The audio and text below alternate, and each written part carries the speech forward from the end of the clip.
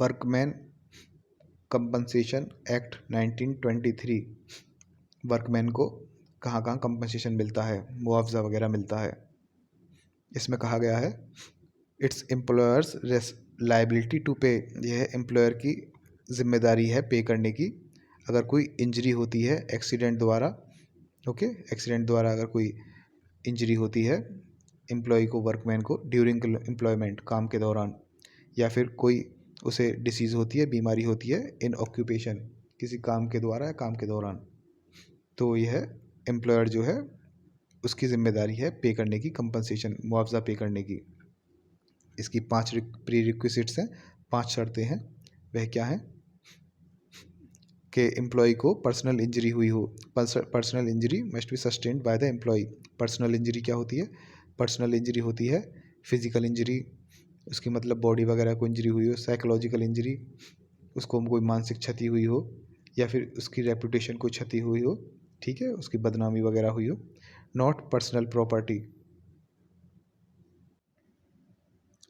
मतलब personal property को injury हुई हो तो वो इंक्लूड नहीं की जाएगी, केवल पर्सनल इंजरी की जाएगी। पर्सनल प्रॉपर्टी मतलब उसकी कोई प्रॉपर्टी हो, उसको कोई डैमेज वगैरह हो, वो पर्सनल इंजरी में नहीं आता। Example, vehicle accidents at employment, काम के दौरान अगर किसी का व्हीकल एक्सीडेंट हो जाए।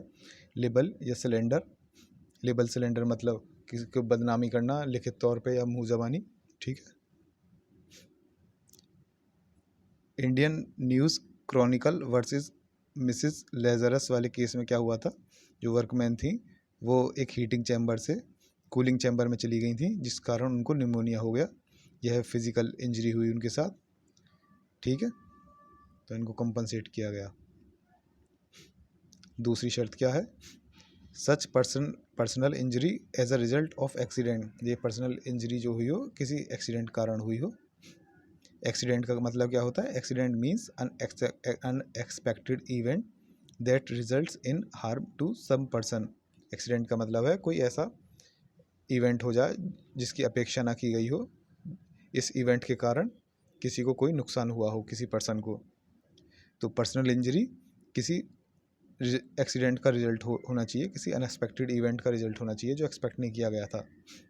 While executing his indispensable duty, वह जिस टाइम अपना काम कर रहा था उस टाइम अगर ऐसा कुछ एक्सीडेंट हो जाए तो उस एक्सीडेंट के कारण इंजरी हुई हो, पर्सनल इंजरी हो, वो इंक्लूड की जाएगी।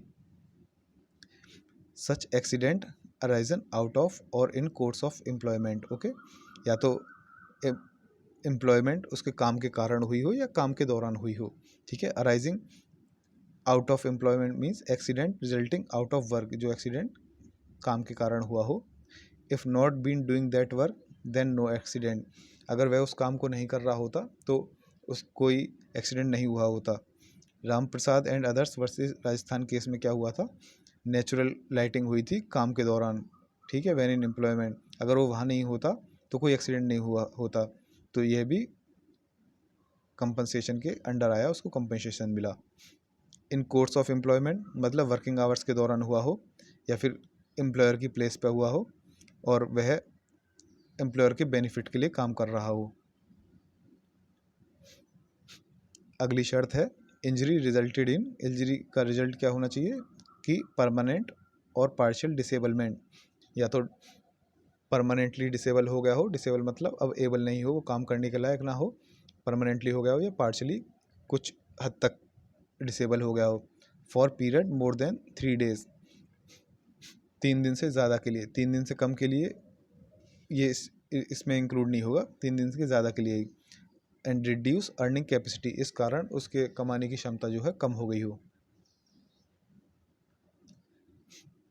If accident resulted in death, अगर एक्सीडेंट के कारण डेथ हुई हो तो उसके हायर्स, उसके वारिस जो हैं उनको कंपनसेशन मिलेगा।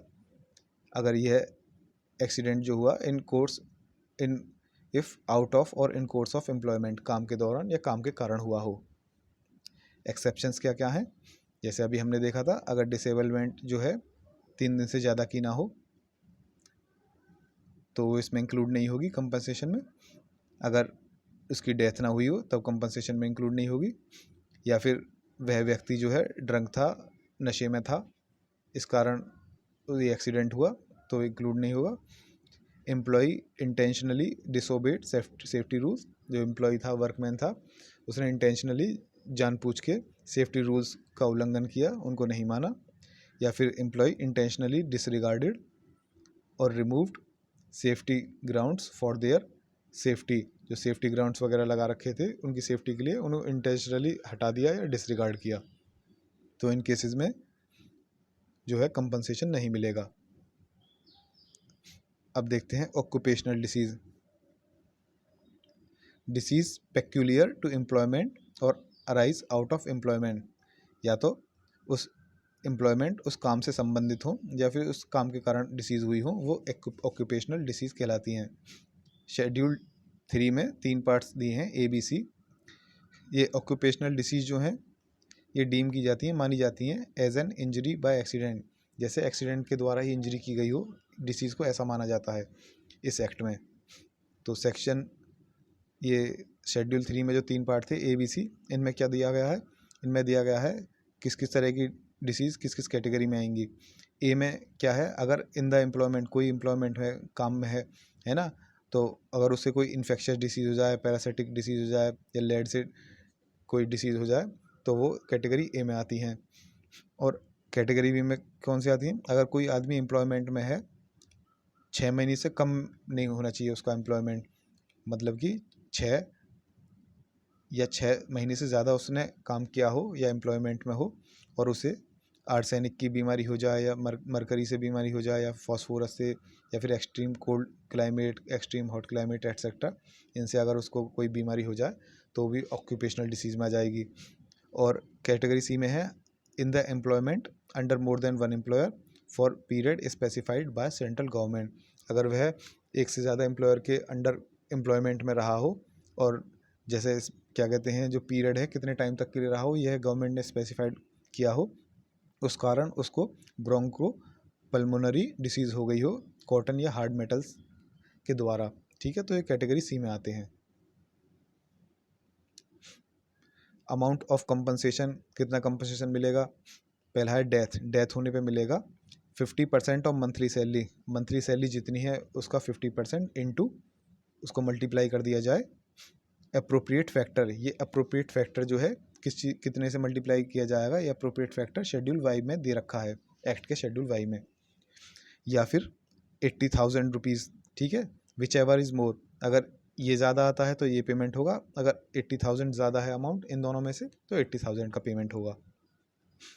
परमानेंट टोटल डिसेबलमेंट, अगर परमानेंटली पूरा का पूरा डिसेबलमेंट हो गया हो, आदमी एबल ना हो काम करने के लिए, तो 60% of monthly salary into appropriate factor, ठीक है। या फिर 90,000, इनमें से जो भी ज़्यादा हो उसका पेमेंट होगा। परमानेंटली पार्शियल डिसेबलमेंट हुआ हो, मतलब परमानेंटली कुछ ही हिस्से का डिसेबलमेंट हुआ हो, तो percentage of loss of earning capacity, जितनी अर्निंग कैपेसिटी की लॉस हुई है, पहले जितना कमाता था उससे जितना कम कमाता है, उसकी क्षमता कम हो गई है, उतना परसेंटेज ही कंपनसेशन मिलेगा। और टेम्पररी डिसेबलमेंट हुआ हो, टेम्पररी डिसेबलमेंट जितने टाइम के लिए डिसेबलमेंट है उतने टाइम तक हाफ मंथली पेमेंट्स उसे होते रहेंगे, इक्वल टू 25% ऑफ कंपनसेशन का 25% जो है उतना हाफ मंथली पेमेंट कर दिया जाएगा।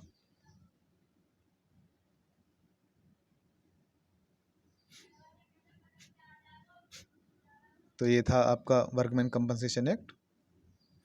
एक क्विक समरी देखते हैं कि एम्प्लॉयर लायबल है पे करने के लिए अगर इंजरी होती है एक्सीडेंट द्वारा एम्प्लॉयमेंट के दौरान, या फिर उसे डिसीज़ होती है ऑक्यूपेशन के कारण, ऑक्यूपेशनल डिसीज़ हो जाती है। 5 शर्तें थी, पर्सनल इंजरी होनी चाहिए एम्प्लॉय को, जो पर्सनल इंजरी होनी चाहिए एक्सीडेंट के कारण हो, ये पर्सनल इंजरी, ये एक्सीडेंट जो हुआ हो एम्प्लॉयमेंट के कारण हुआ हो या फिर एम्प्लॉयमेंट के दौरान हुआ हो, और ये इंजरी रिजल्ट, अगर इंजरी का रिजल्ट जो हो वो हो या तो परमानेंट और पार्शियल डिसेबलमेंट, जो कि 3 दिन से ज़्यादा का होना चाहिए और उससे उसकी अर्निंग कैपेसिटी कम हो गई हो। अगर एक्सीडेंट होता है तो उसके वारिस को कंपनसेशन मिलेगा, अगर एम्प्लॉयमेंट के दौरान या एम्प्लॉयमेंट के कारण इंजरी हुई है, एक्सीडेंट हुआ है। एक्सेप्शंस ये थे कि अगर डिसेबलमेंट 3 दिन से कम है, मतलब 3 दिन या 3 दिन से कम है तो कंपनसेशन नहीं मिलेगा, डेथ नहीं हुई है तो कंपनसेशन नहीं मिलेगा, वह आदमी ड्रंक था नशे में था इस तब भी नहीं मिलेगा, या फिर उसने सेफ्टी रूल्स को जानबूझकर डिसोबे किया तब भी नहीं मिलेगा, या फिर सेफ्टी ग्राउंड्स को हटाया और डिसरिगार्ड किया इंटेंशनली तब भी नहीं मिलेगा। ऑक्यूपेशनल डिसीज़ वह होती हैं जो किसी एम्प्लॉयमेंट से जुड़ी हुई होती हैं या फिर उनके कारण हुई होती हैं। इसमें 3 शेड्यूल हैं ABC, ठीक है। इंजरी बाय एक्सीडेंट जो है ये, सॉरी, ऑक्यूपेशनल जो डिसीज़ जो हैं उनको इंजरी बाय एक्सीडेंट ट्रीट किया जाता है, डीम किया जाता है। सेक्शन ये सेक्शन शेड्यूल 3 के पार्ट जो थे ABC ये होते हैं। ए में कौन कौन से आते हैं? एम्प्लॉयमेंट के दौरान अगर कोई इन्फेक्शियस डिसीज़, पैरासिटिक डिसीज़, लेट द्वारा और दूसरी तरह की डिसीज़ हुई है वो सेक्शन ए में आते हैं, पार्ट ए में आते हैं। अगर कोई एम्प्लॉयमेंट में रहा हो 6 महीने या 6 महीने से ज़्यादा और उसे आर्सेनिक, मरकरी, फॉस्फोरस एटसेट्रा इन सबसे डिसीज़ हुई हो तो कैटेगरी बी में आएंगे। और अगर कोई एक से ज़्यादा एम्प्लॉयर के अंडर रहा हो और गवर्नमेंट ने उसका पीरियड स्पेसिफाई किया हो कि कितने टाइम तक होना चाहिए एक एम्प्लॉयमेंट, एक एम्प्लॉयर, 2 एम्प्लॉयर, 3 एम्प्लॉयर के अंडर, और उसको ब्रोंको पल्मोनरी डिसीज़ हुई हो कॉटन या फिर हार्ड मेटल से, तो वह सी में आएंगे। अमाउंट जो है कंपनसेशन कितना है डेथ के केस में, या तो मंथली सैलरी का 50% इंटू अप्रोप्रिएट फैक्टर या फिर 80,000 जो भी ज़्यादा हो वो होगा। परमानेंटली टोटल डिसेबलमेंट हो गया है उस केस में मंथली सैलरी का 60% इंटू अप्रोप्रिएट फैक्टर या फिर 90,000 इनमें से जो भी ज़्यादा हो। और परमानेंटली पार्शियल डिसेबलमेंट हो गया है तो जितना लॉस ऑफ अर्निंग कैपेसिटी है उतना परसेंटेज का पेमेंट होगा, ठीक है। अगर कोई टेम्परेरी डिसेबलमेंट हुआ है तो हाफ मंथली पेमेंट्स होंगे जो कि इक्वल होगा 25% ऑफ कंपनसेशन। तो ये था हमारा workman compensation act, okay. Next हम पढ़ेंगे maternity benefit act next video में।